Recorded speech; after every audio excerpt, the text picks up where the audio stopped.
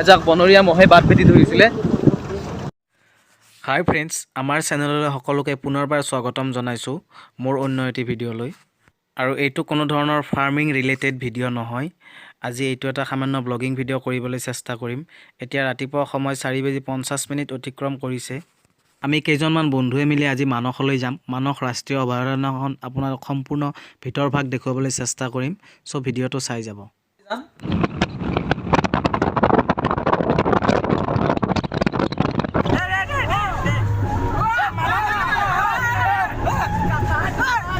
হয়, এনেদৰে আজি আমাৰ যাত্ৰাটো আৰম্ভ হৈছে আৰু আমাৰ গাড়ীৰ ওপৰত বাজি আছে ডিজে আৰু গাড়ীৰ ভিতৰত চলি আছে ডান্স।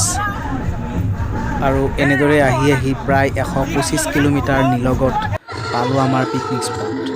আমাৰ পিকনিক স্পট পায়ো আমাৰ জোচ কমা নাই। চ' সেইবাবে ইয়াতো আমাৰ ডান্স আৰম্ভ হৈ গৈছে। আৰু নেক্সট আমি কিছু সময়ৰ পিছত আৰম্ভ কৰিছোঁ আমাৰ খানা যোগাৰ। আমাৰ এই পিছফালে আছে মোৰ বন্ধু এজনে ৰান্ধি আছে। আমি হেল্প কৰি আছোঁ। কি ৰান্ধিছা ভাই?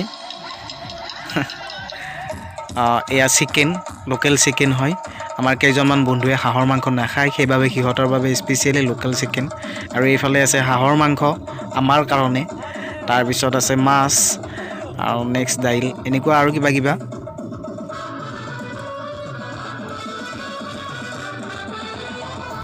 অলপ পনীৰ লৈ আহচোন। পনীৰ আছে, পনীৰ লৈ আহা। ভাইটি কিবা লাগিব আকৌ? দৈ আৰু মিঠাই লাগিব। চিকেন লাগিব। লওক দাদা, কিবা লাগিব নেকি? কণী লাগিব বোলে দি। গৰৈ মাছৰ পিটিকা লাগিব নেকি? না ৰৌ মাছৰ লাগিব? এই ভাত কণী লাগিব। এইফালে কণী আমলেট এটা দি দিয়া এইফালে দাদা। দাদা মাংস বেছি হৈছে নেকি? ভাড়াটো বাদ লাগব। আৰু এনেদৰে হাঁহি ধেমালিৰ মাজেৰে আমাৰ খানা আমি আৰম্ভ কৰিলোঁ। পানী ভাইটি ইয়াত আছে পানী। ভাইটি ইয়াত মজা লাগছি নহয়। আৰু এনেদৰে আমাৰ খোৱা বোৱা শেষ হোৱাৰ পিছত আমি যাবলৈ ৰাওনা হৈছোঁ আমাৰ মূল গন্তব্য স্থান মানস নেশ্যনেল পাৰ্কৰ সম্পূৰ্ণ ভিতৰ ভাগলৈ। অৰ্থাৎ আমি একেবাৰে ভূটান সীমান্তত গৈ উপস্থিত হ'ম, অসমৰ লাষ্ট। আৰু আমি এই জিপচিখন ভাড়া লৈছোঁ ৩,৫০০ টকাত, কাৰণ আমি অনা গাড়ীখন তাতে সোমাব নিদিয়ে। সেইবাবে আমি এইখন ভাড়ালৈ লৈছোঁ। আৰু এখেতে আমাক প্ৰায় 4.5 ঘণ্টা সময় সেই হাবিখনৰ সম্পূৰ্ণ ভিতৰ ভাগ দেখুৱাবলৈ চেষ্টা কৰিব। আৰু কিছু দূৰ অহাৰ পিছত আমি দেখিলোঁ এখন নামনি অসমৰ ডাঙৰ চাহ বাগিচা। আৰু এই চাহ বাগিচাখনৰ নাম হৈছে ফাতেমাবাদ টি ষ্টেট। আমাৰ নামনি অসমত থকা আটাইতকৈ ডাঙৰ চাহ বাগিচা হয় এইখন। নেক্সট আমি আহি পালোঁ আমাৰ টিকট কাউণ্টাৰ। আমাৰ গাড়ীখনৰ পিছফালেই আছে টিকট কাউণ্টাৰ। আৰু ইয়াতে আমি টিকট ল'ব লাগিব। একোজন মানুহৰ 100 টকাকৈ ল'ব। আৰু এই টিকটটো আমি মূল গেটত জমা দিব লাগিব। তাৰ পিছতহে আমাক ভিতৰত প্ৰৱেশ কৰিবলৈ দিব। আৰু এনেদৰে আমাৰ টিকট লোৱা হৈ গ'ল আৰু আমি আহি পালোঁ আমাৰ গেটখন, অৰ্থাৎ মানস নেশ্যনেল পাৰ্কৰ গেটখন। ইয়াতে টিকটটো জমা দিলোঁ, তাৰপিছত সোমায়েই দেখা পালোঁ এজাক ময়ূৰ আৰু এইখিনি পানী। এই পানীখিনি বায়ু ছিকিউৰিটি মেইনটেইন কৰাৰ কাৰণে দিয়া হৈছে। মই এটা ভিডিঅ' বনাইছোঁ বায়ু ছিকিউৰিটিৰ ওপৰত, যদি ভিডিঅ'টো চোৱা নাই চাই ল'ব। আৰু এয়া হৈছে ময়ূৰ জাক, আপোনাকো দেখুৱাবলৈ চেষ্টা কৰিছোঁ।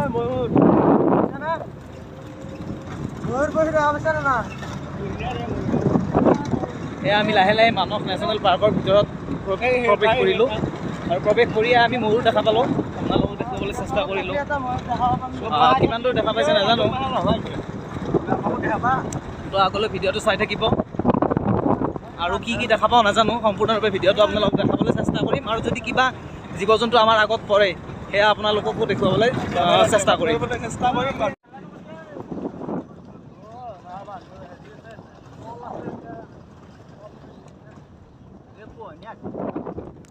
আৰু এনেদৰে আমি লাহে লাহে হাবিখনৰ একেবাৰে ভিতৰ ভাগলৈ প্ৰৱেশ কৰিবলৈ চেষ্টা কৰিছোঁ। আৰু আহি আমি সেই হাতী থকা ঠাইডোখৰ পাইছোঁ। ইয়াতে বনৰীয়া হাতীয়ে মুক্ত বিচৰণ কৰি ফুৰে। এয়া কিদৰে মুক্ত বিচৰণ কৰি ফুৰিছে আপোনালোককো দেখুৱাবলৈ চেষ্টা কৰিম। আৰু এইখিনি একেবাৰে চাইলেণ্ট ঠাই হয়, ইয়াতে কোনো ধৰণৰ হাল্লা নচলিব, নিৰল নিস্তব্ধ ঠাই। ইয়াতে বনৰক্ষী আছে ইহঁতক পহৰা দিয়াৰ কাৰণে। আৰু এয়া চাওক বনৰীয়া হাতী। এইটো এটা ওলাই আহিছে।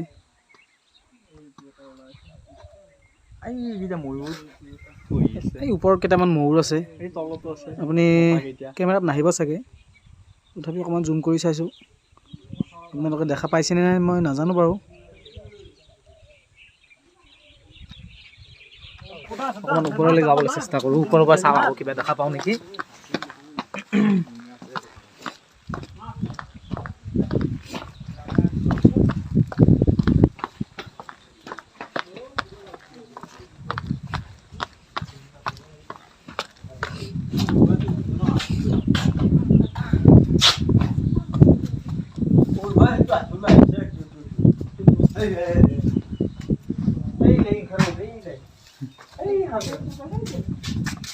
আৰু এনেদৰে আমি বন্ধুবোৰে সকলোবোৰ ওপৰত উঠি আহিছোঁ, কাৰণ বনৰীয়া হাতী ভিতৰৰ পৰা ওলাই আহি আছে আৰু যিকোনো মুহূৰ্ততে আক্ৰমণ কৰি দিব পাৰে। এয়া চাওক বনৰীয়া হাতীবোৰ গোটেই ভিতৰৰ পৰা ওলাই আহিছে। নেক্সট আকৌ আমাৰ গাড়ীখন লাহে লাহে আকৌ ভিতৰলৈ প্ৰৱেশ কৰিবলৈ ধৰিলে।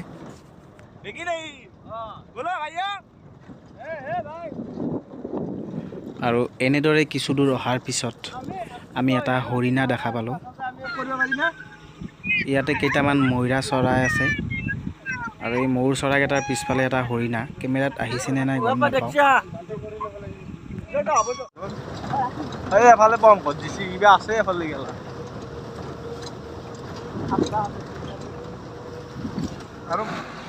এইখিনি একেবাৰে সৰু ৰাস্তা হয়, তাৰ গাড়ীখন দৌৰ চাইডৰ পৰা ফচি গৈছে।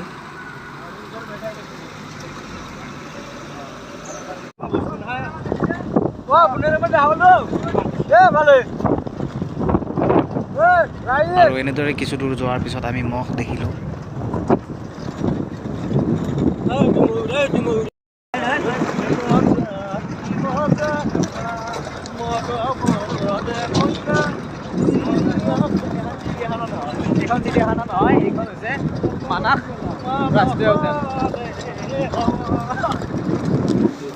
আৰু আমাৰ ড্ৰাইভাৰ দাদাজনে কোৱা মতে এইখিনিত মহ থাকে, বনৰীয়া মহ, কিন্তু আমি বনৰীয়া মহ দেখা নাপালোঁ।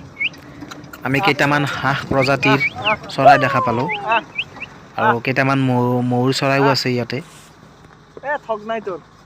একেবাৰে ওচৰৰ পৰা ময়ূৰ। পাহাৰখন ফুলে দিছোন দেখি হাতী আনিব গেলা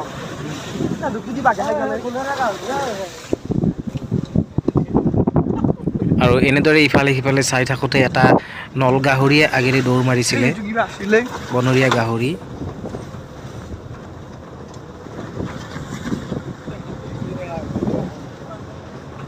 আৰু এতিয়া আমি লাহে লাহে গৈ আছোঁ সেই বাঘ থকা ঠাইডোখৰলৈ, য'ত বাঘ দেখা পোৱা যায় বা বাঘ থাকে। আমি দেখা পাওঁ নে নাপাওঁ গম নাপাওঁ, কিন্তু আমি গৈ আছোঁ সেই বাঘ থকা ঠাইডোখৰলৈ।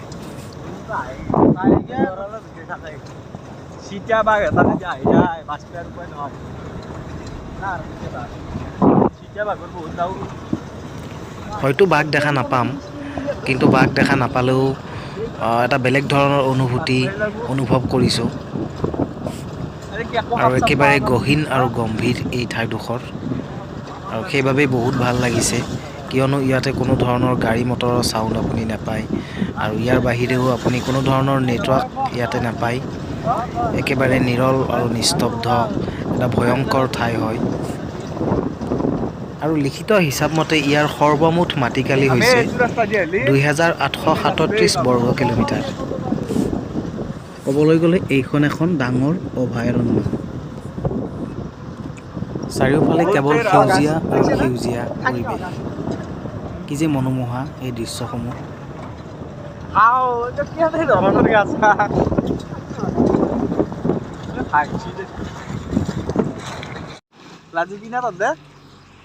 এইকেইটা লাজুকী বান্দৰ, অকণমান জুম কৰি দেখাবলৈ চেষ্টা কৰিছোঁ। লাজুকী হয় না তহঁতে?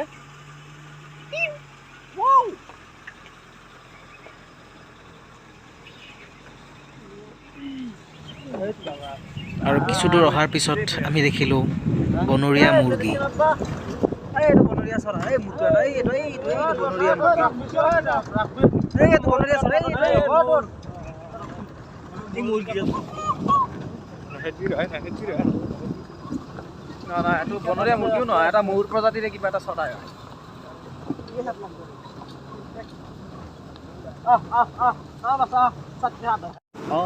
আৰু এনেকৈয়ে আমি প্ৰায় 3 ঘণ্টা সময় অতিক্ৰম কৰিলোঁ এই হাবিখনৰ ভিতৰত পিছত আমি আহি পালোঁ একেবাৰে মানস ৰাষ্ট্ৰীয় উদ্যানৰ শেষ সীমান্ত অৰ্থাৎ মথনগুৰি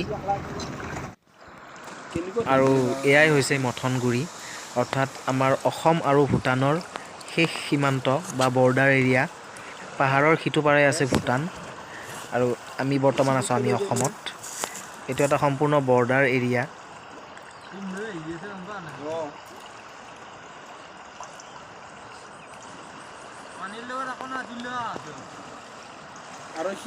আৰু ইয়াৰ পৰা আমাৰ যাবলৈ মন যোৱা নাই এনেকৈয়ে পানীৰ কুলু কুলু শব্দৰ মাজত নিজকে বিলীন কৰি দিবলৈ চেষ্টা কৰিছোঁ আৰু কিছুমানে ফটো উঠি আছে এয়া বিভিন্ন ধৰণৰ ফটো পোষ্ট দি আছে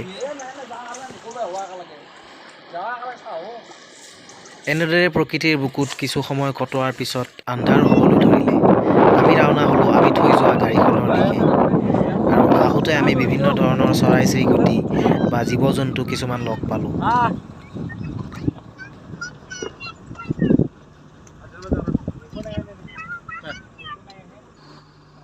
আগত এজাক বনৰীয়া মহে আমাক বাট ভেটি ধৰিছিলে ভিডিঅ' কৰিব নোৱাৰিলোঁ আৰু মূৰজাক অকণমান গৈ আছে বাৰু জংঘলৰ ভিতৰলৈ গাড়ীখন অকণমান ৰখাই দিছে সেইবাবে অলপ আগে যা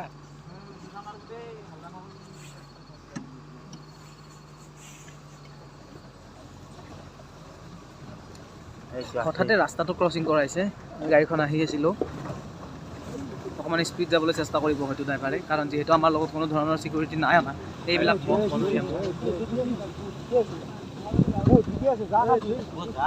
এজাক বনৰীয়া মহে বাট ভেটি ধৰিছিলে